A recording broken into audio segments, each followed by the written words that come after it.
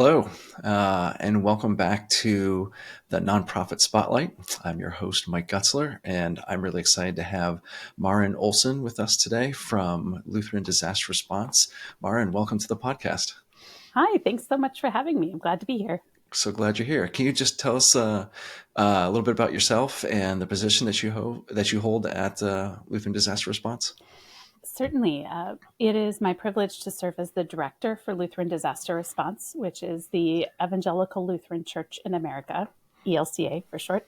The ELCA's humanitarian and crisis response ministry. So both our domestic work and our international work fall within my portfolio. Fantastic. Thanks. Well, thanks for being here and being a part of the conversation. Could you tell us a little bit about the mission and vision of the Lutheran Disaster Response and maybe some a little bit about the work that you all do or have done in the past? Absolutely.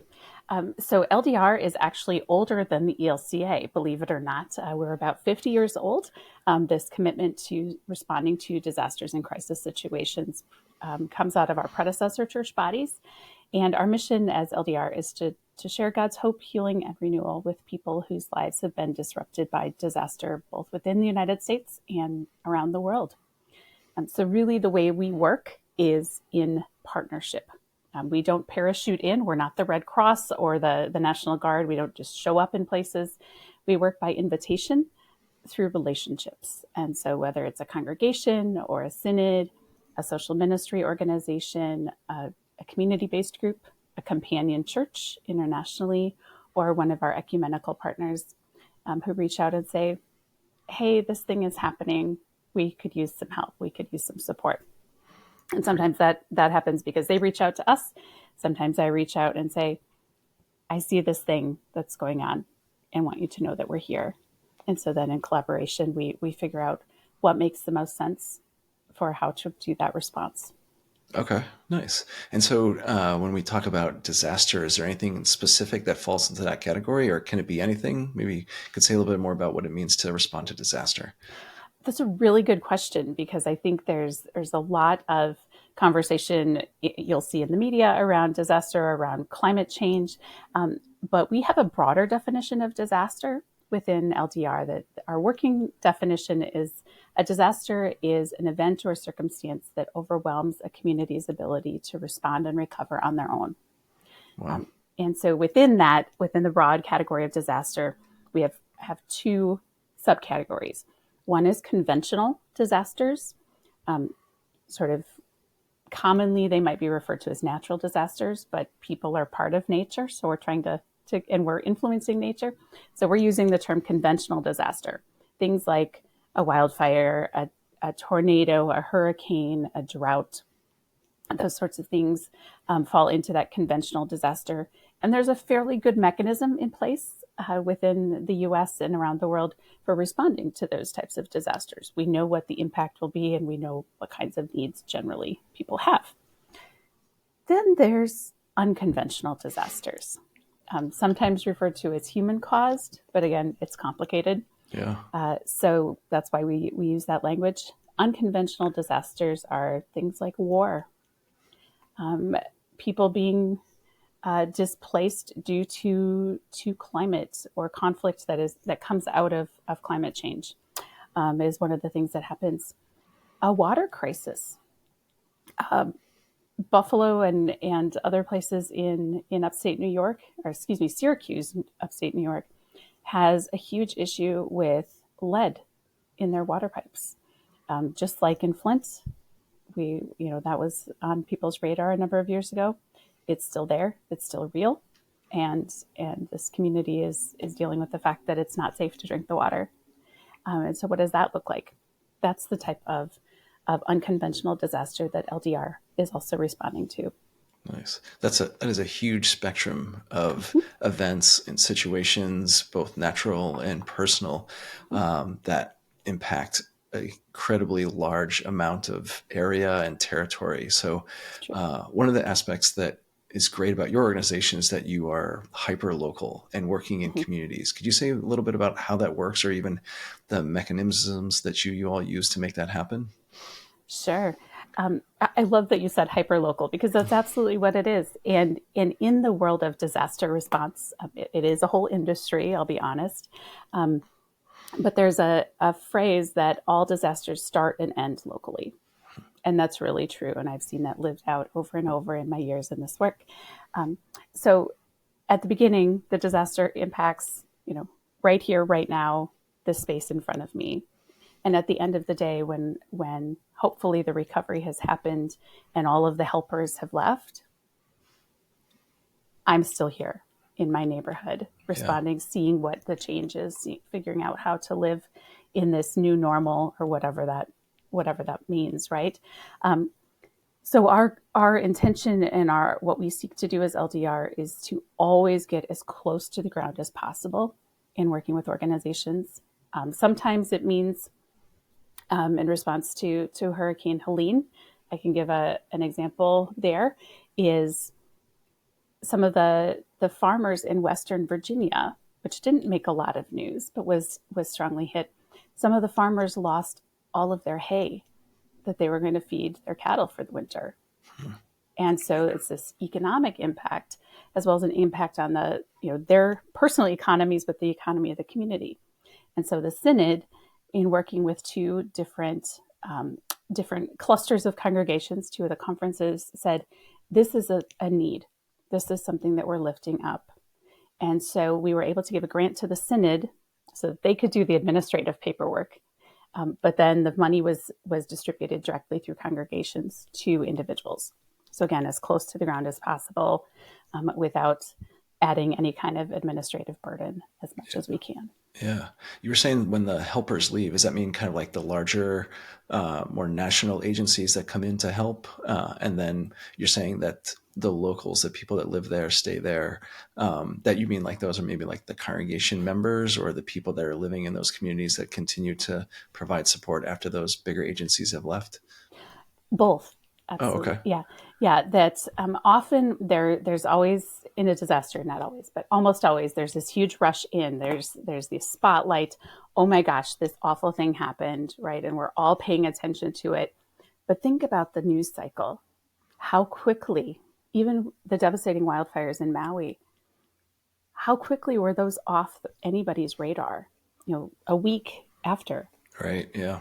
Some of the fires burned for days and people weren't even aware. And there was Lahaina and the awful tragedy of that community, but also upcountry. And there was a whole other fire too. And so in those places, yeah, there's this rush in and people want to help, people want to clean up right away.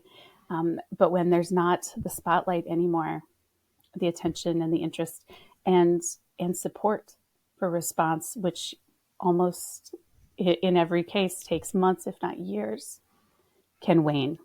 80% of the funding that is donated after a disaster comes in the first 4 days. Yeah. I That's can assure incredible. you, Yeah. 80% of the work doesn't happen in the first 4 days Yeah. or That's even the first 4 impossible. months. No, Yeah. Wow. it absolutely is. And part of our work and our identity as LDR is that we show up through those invitations, through those relationships, and we stay until the work is done. And the commitment every time we partner with a companion church or with a congregation or synod, the commitment I share with them is we will walk with you for as long as you will have us with you. Wow. And when you tell us it's time to go, we will go. That's a serious commitment. It is. But that's possible because of the deep faith and generosity of people across this church who have seen the work of LDR over the years around the world and say, this matters. This is where our church shows up in a very real way, whether Yeah. it's blankets or temporary housing or showing up after a school shooting Yeah. to provide mental health services in the immediate for children and staff and teachers, but also pay for mental health services so kids can have counseling and process what they've experienced. That's what it means to show up. Yeah. That's extraordinary. It's so great. But I'm assuming you, as a larger entity, and as well as the congregations on the ground, don't have all that skill set to do each of those different types of care that are so unique to each kind of disaster. So I'm assuming you have to have some kind of collaborative effort or partners on the ground that you work with. It's not all in house. Is that right? Absolutely not. In it's in-house in the sense that every time a Lutheran shows up, that's Lutheran disaster response. I Nice. mean, in the best way possible. Yeah. But absolutely, we work collaboratively. LDR is one of the founding members of National VOED, the Voluntary Organizations Active in Disaster, which is Nice. this. It's a movement of organizations, over 100, between members and partners who work in this realm. And so there's the 4 C's. We talk about communication, collaboration, coordination, and cooperation. Okay. And those are or guideposts in this work, that we always talk to one another, that there's a recognition that disaster is bigger than a community, so is the response. It Yeah. has to be bigger than any one organization, any one idea. It's not about us, it's about the community. And so coming together, there's some groups that show up at the beginning and do sheltering and feeding, and God bless them. We're so grateful for the Red Cross and Salvation Army that do a lot of that frontline, upfront work. And then groups like Team Rubicon that will come in, or the Southern Baptists or the Latter-day Saints, the Mormons will come in also and do work with cleanup early on. Hmm. And then there's other groups that do kind of the midterm work, and help develop long-term recovery groups, which are locally led organizations, to really guide and say, this is where we are, and this is where we want to go as a community, and how are we going to get from A to B. Nice. And so that's a piece where we get involved, and then supporting case management and long-term recovery process, and unmet needs, because there's always more than, even if there's a federal declaration, it doesn't cover all of the needs that an individual or a household will have. Yeah. So trying to look at the whole picture, because everyone who doesn't recover completely or as fully as possible in a disaster means that community is more vulnerable the next time around. Yeah. That's so true. That's so true. Thanks. So I was wondering, as you were talking about the different ways that your organization partners or collaborates with other either church bodies or local entities, Mm-hmm. of course, you guys have a paid staff that helps make all those logistics happen. But I would assume that they would also need a significant amount of volunteers that are on the ground making these connections and doing the work. Could you maybe say a little bit about that? Yes. So LDR doesn't maintain a database of volunteers as such, Oh, okay. because, again, local is better, when, as much as possible in responding. People know the culture of their community. There may be a language component. There might be, that's just not how we do things. I grew up in Northeast Iowa, in a very Scandinavian rooted community. And so there's certain things that you just don't say out loud, because that's not kind, right? Or you say, no, I certainly couldn't have coffee. You reject it a couple of times, or say no. And then, of course, you always accept it, right? There's just like cultural things that we all have, if you Right. think about it. And so rather, and also it takes resources to deploy. And so if people can serve within their synod or can serve within their region, rather than sending someone from Alaska to Florida, that doesn't make a lot of sense. If we can provide some mileage resources, or a small stipend to cover costs for someone to go to a neighboring town and show up and be present, but also that there's the accountability then within their synod or with a social ministry partner. Volunteer teams are incredibly important in the recovery process, but it's often that early time with cleanup, and then longer term, so months later. Yeah. And it's hard because people think about, I got calls when Hurricane Helene hit, or Maui when the wildfires happened, and I'm sure I will be getting emails soon about the wildfires in California. Hey, when can we go? Not yet. Yeah. Not now. We only go when the community says we're ready. And that's a hard balance to find, Yeah. but an important one for us to understand and learn. And the other thing to know is that money is the best thing people can give early on, especially, but throughout the response, because it means, do you want you want someone else to pick out your clothes or to decide what your house looks like? Yeah. So, and if you don't, why would a disaster survivor? So, how do Yeah. we give people choice and regain some of that agency that is lost when you go through something as devastating as a disaster? Yeah. Wow. And I would think that the local volunteers would be the best people to help have those conversations instead of someone coming from outside the community. Absolutely. And they know what resources are there. They're plugged in. They know where the grocery stores are. They know what clothing stores are in town or the hardware store.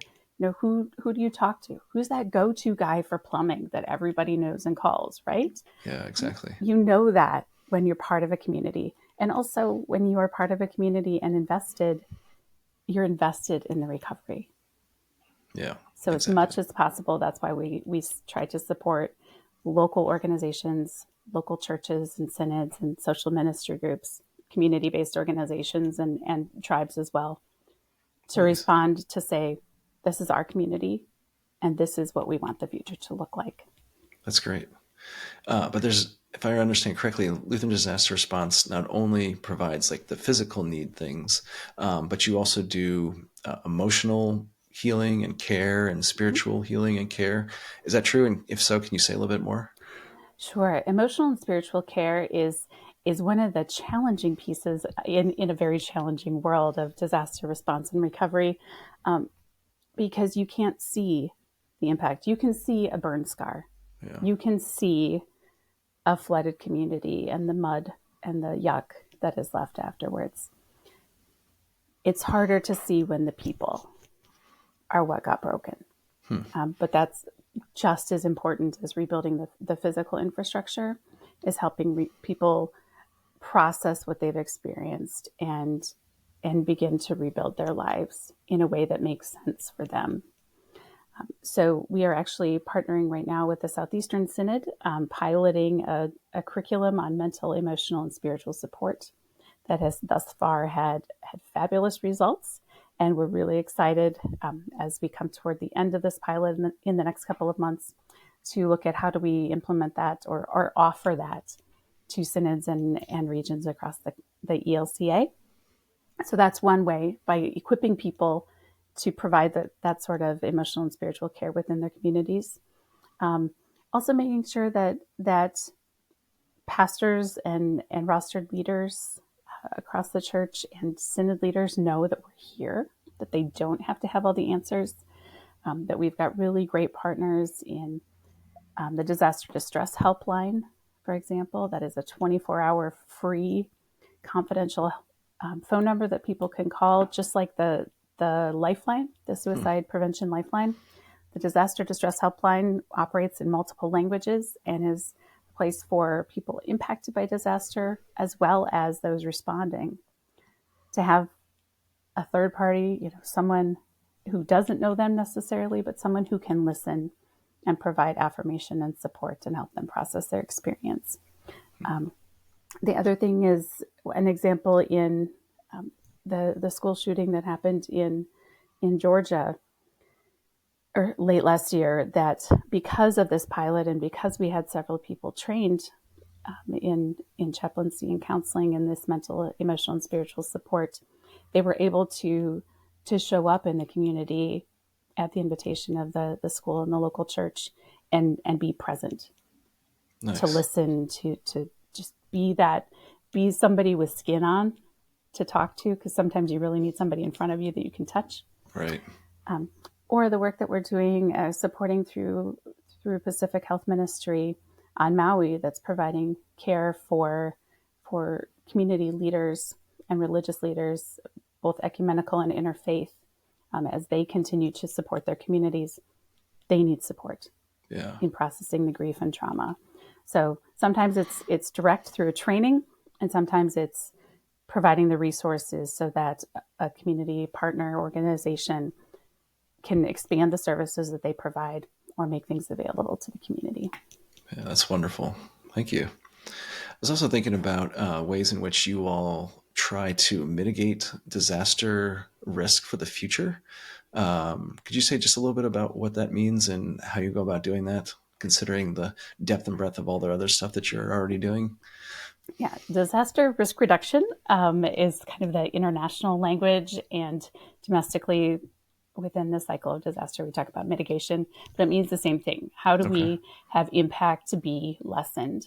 How do people be less likely to be impacted by disaster, or be out of the way, or be less vulnerable? And it's complicated. There's the whole I'm sure. conversation Yeah. with the COP. That's loss of damage is a big thing that came up at COP, and it's figuring out like how do countries that are least contributing to the realities of climate change but are most impacted, how can they get support? Sometimes it's as simple as, do you have a disaster plan for your family? Do you have one for your congregation? Does your community have a plan? Are you connected to your CERT team, your community emergency response team, or is somebody that you know plugged into that? That's a way that you can be involved and take some ownership, take charge of what can be really scary and overwhelming. One of our partners with the Oregon Synod has developed Prepare in a Year, because the idea of putting together a preparedness kit, if you don't just go on Amazon or go to Costco and buy one, that's kind of a one size fits all that doesn't always fit anybody. But if you're trying to put your own together, it can feel really overwhelming and you get stuck. And so this Prepare in a Year says, okay, January, do this one thing. February, do this second thing. Yeah. And work your way through so that by the end of a year, you have a plan and you've also had a chance to think through it for yourself, for your family, for your community. So it's things like that. It's also looking at a lot of that work is happening internationally. We've supported a transboundary project that's looking at floods that happen between Nepal, India, and Bangladesh, because there's a river that connects all three countries. And historically, there's been a lot of flooding along there. Well, if upstream the water level is higher, they've had a lot of rain, and they can notify people downstream, hey, there's high water, it's coming. You can move your livestock away from the riverbank. You can move your people away from the riverbank, and you have significantly less loss of life, which we've seen happen amazingly, wonderfully. People have also looked in that group, they've looked at how do you shore up the riverbanks so that they're less likely to erode suddenly, or looking at things like, are there crops that are drought resistant, but perhaps also could be tolerant of a lot of a sudden being suddenly inundated with water? So are there more resilient crops that families could grow for, as part of that subsistence agriculture? So it means being creative and saying, I wonder, what about? Yeah. So asking questions and being open to where the Spirit is leading and the wonderful creative solutions that people come up with if you're just willing to listen and to think together. Yeah. That's what risk reduction looks like. That's great. And I'm glad that you mentioned it in passing about international relief work and disaster response. That was new to me. I did not know that you all was an international entity. And so what other countries have you worked in recently? And what all, is it the same kind of work that's locally done here in the US that we try, or that you all try to replicate on the international platform or level? Sure. So internationally, we work very closely with our companion churches and synods around the world. I believe, I don't have the numbers right in front of me, we were in over 50 countries in 2024. And our same commitment for long-term being present as long as it takes holds true internationally. So we are, for example, with the war in Ukraine, we started responding shortly after the full-scale Russian invasion in February of 2022. We are now in our almost third year of response. We have a 5-year strategy for supporting work, and that was very intentionally set in the beginning, knowing that this is a complex situation and a lot of need. But we're working through partners in Ukraine, but also in 8 surrounding countries where people have been displaced. And we're seeing that funding is declining among some of our other international partners because the news has moved on, right? But we know that there's a need, and we know that the work our partners are doing is amazing and so necessary. And so that's why we're committed to continuing there. Supporting work. We don't have a companion church in Sudan. The civil war in Sudan is actually the largest single displacement of people in the world today. Millions of people have been displaced from their homes and from their country. So we're not working in Sudan, but we're working in eastern Chad, where many people have fled and are living in refugee camps and host communities. Yeah. We're working in South Sudan, again, where people have fled, and also in Egypt, where refugees have ended up. And so working in the surrounding countries to provide care and relief, both for the host communities, so there's not resentment when people are very poor and receiving and sharing what little they have, but being able to provide support there and for refugees and internally displaced people. That's fantastic. So those are 2 places. We've responded to wildfires and flooding in South America, hurricanes across Central America, doing work on migration and forced migration, particularly in Southeastern Asia. We responded with our partners in the Czech Republic and Poland when there were awful flash floods this spring. Yeah. So all sorts of places that LDR has been and continues to walk with on behalf of the church, walk with communities in need. Nice. So given the fact that you all are committed for the long haul and you are in communities for a very long time, which I would assume is pretty taxing on resources and energy and the community as a whole, I would probably believe, though, that people like me or our listeners that know that you're still in these communities and still offering care and support, whether it's physical or spiritual or emotional, they might want to be involved because, maybe a listener has friends or family in those neighborhoods that you're still working in, like even years later. Mm-hmm. So how would you go about helping maybe a listener or people out there get involved with the work that LDR is doing? Like how could anybody who's just listening today participate in the recovery efforts? For sure. First of all, we covet your prayers. Genuinely, this is challenging work, but it is possible because people are faithful and committed and believe in this work. And my mother is the most faithful prayer I know.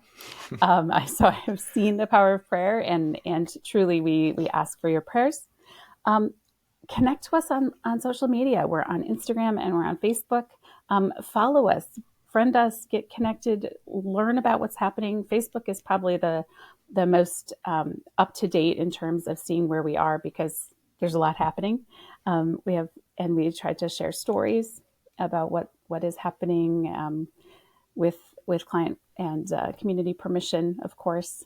But those Facebook and Instagram are really good ways to see what's happening or where we're working lately. And sometimes like, oh yeah, I forgot that thing happened there. Yeah. When you see a story. Check out our website, sign up for our e-alerts.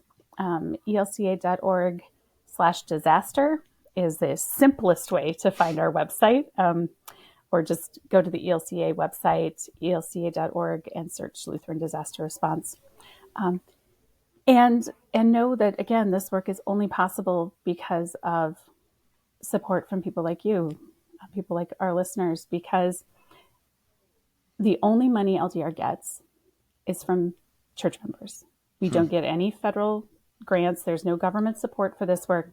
It is truly an expression of the generosity of church members who believe in this work, that we are able to show up and care and stay until the work is done. Nice. And So don't underestimate the power of $5 or $50 or whatever it is. It makes a difference. and on that website, the elca.org/disaster, is there a portal for making contributions there as well? There is. You can do a one-time contribution. You can also set up recurring contributions, monthly, quarterly, annually. There's lots of options. And if you want to talk to a real person, there's even an 800 number. So Nice. if you want to talk to somebody and do it that way, that works too. So yes, know that's there. People can give. You can designate domestically, internationally, where needed most. Know that we carefully do an alert sometimes around a very significant event, like the war in Ukraine, the conflict in the Middle East with Israel's war against Hamas that has so devastated Gaza and the occupied territories. And so there are designations for particular events, but we will continue to respond in other places too. So gifts where needed most give us the most flexibility, but give where your heart is calling you. Yeah, that's awesome. And so we're recording this at the beginning of a new year, 2025, and it'll come out a couple months later. But as you're thinking about 2025, and I'm just wondering, like, what's on your radar, or what are you thinking about as we start a new year, and where you feel like the church or the LDR will be called into service for what's coming around the corner? I think we are being called and challenged to continue showing up with our siblings in Christ in Gaza and the occupied territories in Lebanon and Syria, all places that have been just devastated by years of war and conflict. We are certainly being called to continue our response to the civil war in Sudan, the conflict in Myanmar, that is rarely makes the news, but is affecting so many people, and particularly the oppression of the Rohingya minority. And places like Indonesia, where climate change impacts are very real, and they're working hard, some of our wonderful companions, to mitigate that. We planted mangrove trees when I was there, actually in November, and that was amazing to see this community say, this is what we need to do. This is part of what we can do to retain the soil and not lose it to the ocean. But also caring for the most vulnerable. We will continue also our support for the Amparo ministry with migrants. That is global, in fact. It started along the southern border and expanded through Central America, down to the Darien Gap, and is now looking at the reality of migration around the world. And so continuing to show up and provide places of safety and care and a cup of water, Yeah. and a safe place to sleep, Right. as well as advocacy to say, when policies are unjust, how can we speak out and say, this is wrong and Yeah. there is a better way.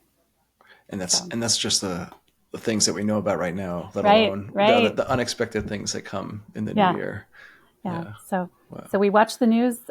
We pay attention. I follow things, but also to make sure that bishops and our other companions know not everything makes the news, Yeah. and so that we are here.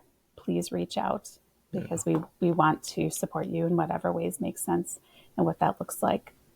Yeah. So let's talk about it. Let's figure out a plan to find a future with hope. Yeah. That's great. Is there anything that you've been thinking about that we maybe missed, or that you'd like to let our listeners know about? I think the other thing I would just highlight is, we have a small staff. There's 8 of us, and that cover the globe, mostly domestic, but cover the globe. But we also have this wonderful community of practice. So individuals and organizations across the ELCA who are maybe on a synod staff or are part of a social ministry organization, LSS of fill in the blank, or other such names. But they are truly hands and feet on the ground doing the hard, unglamorous, challenging work day to day of, you know, with support from LDR, providing case management services after a disaster, or helping make sure that there's money for unmet needs to buy the 2x4s that somebody's house needs for reconstruction, or shingles, and partnering with teams. So I want to lift up that community of practice. They're an amazing group of faithful, dedicated people, and we're truly privileged to be able to work with and through and alongside them in the work that we do every day. Nice. Well, we are thankful for you and your team and all the amazing work that you do that literally does not end and continues every day, and may even get harder and harder depending on what unexpected disaster is dropped onto your dashboard or your plate. And so we are grateful for you and your time and energy of your team. And it has been just a pleasure to have you share a little bit of your precious time with us today. Thank you so much. Well, thanks for the opportunity. It's always fun to speak about the work that we do because we do have such great supporters and great partners. So thanks for the invitation. Yeah, no, thank you so much.